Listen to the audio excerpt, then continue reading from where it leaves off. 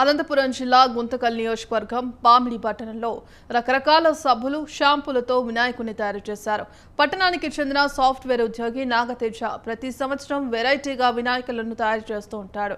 ఎప్పటిలాగానే ఇప్పుడు కూడా వెరైటీగా రకరకాల సబ్బులు షాంపూలతో వినాయకుడిని తయారు చేసి తన ప్రతిభను చాటుకున్నాడు నాగతేజ. వినాయకుడిని తయారు చేసేందుకు తనకు 30,000 రూపాయలు ఖర్చు చేసినట్టు చెప్పాడు. నిమజ్జనం రోజున సోపులను భక్తులకు ఉచితంగా పంచుతారని నాగతేజ చెప్పాడు.